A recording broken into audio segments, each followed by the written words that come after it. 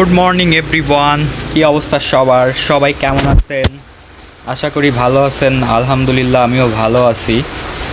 তো সকাল সকাল ঘুম থেকে উঠে আমি ফ্রেশ হয়ে নাস্তা করে বেরিয়ে গেছি দোকানে যাওয়ার উদ্দেশ্যে।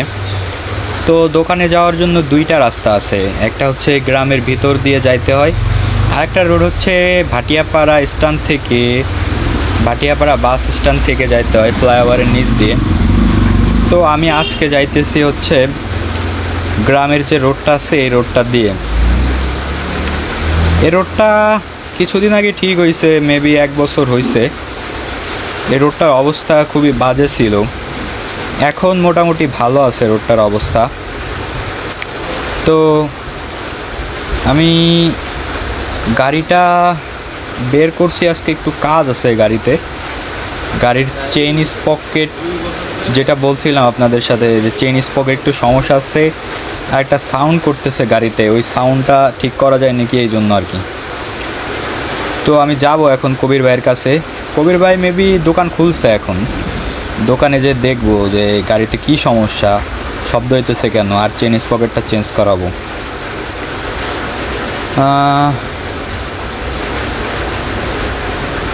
আমি যে চলে আসছি প্রায় পিঙ্গলিয়া একটা গ্রাম আছে কাশিয়ানির ভিতরে, পিঙ্গলিয়ার কাছে। আগে এই পাশের দোকানগুলো ছিল না, এখন হয়ে গেছে। পিঙ্গলিয়ার মেন দোকানগুলো ছিল ওই যে সামনে যে কতগুলো দোকান দেখা যাইতেছে, ওই যে সামনে, এটা হচ্ছে পিঙ্গলিয়া মাদ্রাসার পাশে যে মাঠ, বড় মাঠ, এইখানে বিভিন্ন দলীয় খেলা হয়, ফুটবল ক্রিকেট টুর্নামেন্ট হয়, প্রতি বছরই হয়। এই পিঙ্গলিয়া মাদ্রাসা এত সকালে, অবশ্য ওদের পরীক্ষা মনে হয়। গ্রামের লোকজন খুব সকালেই উঠে, সকাল সকাল ওরা উঠতে পছন্দ করে। এছাড়া দোকানদাররাও তাড়াতাড়ি আসে, অনেকেই দোকানে এসে চা নাস্তা করে, এই জন্য দোকানগুলো খুলে। তো যেটা বলতেছিলাম আর কি, গাড়ির যে সমস্যা, এটা নিয়ে আমি খুবই চিন্তিত। গাড়িতে কিসের সাউন্ড আসতেছে? এটা সাউন্ডটা এতদিন ছিল না, হঠাৎ করে আসতেছে। দেখি কবির ভাইয়ের কাছে যাব, যে দেখি কি করা যায়। আর আপনাদের একটা বিষয় বলার কথা, আপনাদের সাথে বেশি পরিচিত না আমি নতুন ব্লগ শুরু করছি। তো যারা আমার ভিডিওটা পছন্দ করেন অবশ্যই আমাকে সাপোর্ট করবেন, কমেন্ট করবেন, লাইক শেয়ার করবেন, যাতে আমি এগিয়ে যেতে পারি। এটাই আর কি।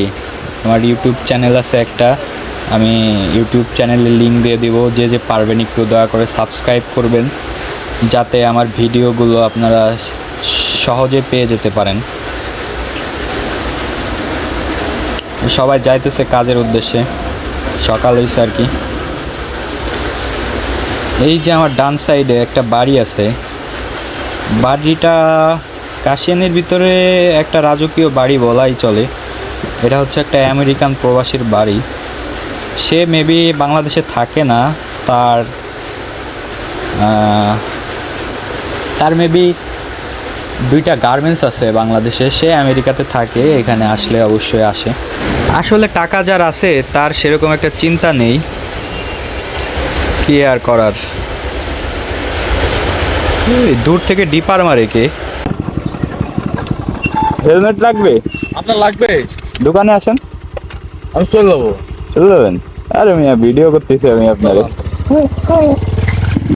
বেসিক্যালি আমি যে হেলমেটটা আমার না, এই যে ভাইয়ের সাথে দেখা হলো, আমাদের দোকানের এসআর আব্দুর রহমান ভাইয়ের। রহমান ভাই যে এসআর, তো বিভিন্ন জায়গায় যাওয়া লাগে, এই জন্যই আর কি ওনার হেলমেটটা চাইতেছে। আমার আসলে হেলমেটটা নাই, হেলমেটটা অর্ডার করছি, এখনও পৌঁছায় না, এই জন্য ওনারটা নিয়ে আর কি ব্লগ শুরু করছি, 2-1টা ভিডিও আপলোড করতেছি আর কি। তো ভাই বললো যে লাগবে না, আমি আশেপাশেই থাকবো, তো নিবানি দোকান থেকে।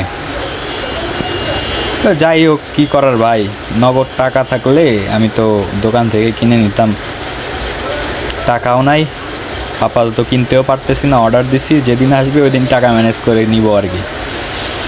তো আমি কাশিয়ানির প্রায় কাছাকাছি। তো সামনে থেকে আমি দোকানের রোডে যাব না, বাম সাইড দিয়ে আমার দোকানে যেতে হয়, দোকানে যাব না। আমি এখন যাব হচ্ছে ডান সাইড দিয়ে, মানে কাশিয়ানি বাস স্ট্যান্ডের উদ্দেশ্যে যাব। ওইখানে যে কবির ভাইয়ের সাথে দেখা করব আর কি। এই যে হলো আমার দোকানে যাওয়ার রোড। আমি যাব এখন স্ট্যান্ডে যে দেখি কবির ভাই কী করতেছে। ভাইয়ের সাথে আগে দেখা করতে হবে। আগে হচ্ছে বাইকের কী সমস্যা হয়েছে ওইটা আগে দেখতে হবে। দেখি কত টাকা খরচ হয় আমার এখন এই বাইকের পিছনে। সকাল হয়েছে তো, আজকে আবার শনিবার, স্কুল কলেজ সবই বন্ধ, রাস্তাঘাটে তেমন ভিড়ও নাই। তবে যে রোড দিয়ে ঢুকছি আমি, এই রোডের অবস্থা খুবই খারাপ, ভাঙা রোডের অবস্থা তেমন একটা ভালো না, কাদা পানিতে অবস্থা খারাপ। এরপরে আমার বাইকের পিছনের ব্যাক প্যানেল নাই, যদি একবার কাদার ভিতরে আমি পড়ি তাহলে আমার অবস্থা খারাপ, আমার আবার গোসল করে আসা লাগবে বাসা থেকে। এই দেখেন কি অবস্থা একটা, অনেক দিন হয়েছে এই রাস্তাটা ঠিক করে না। হাই কিউটি পাই, একটা পিচ্ছি সাইকেল চালাইতেছে সকালবেলায়।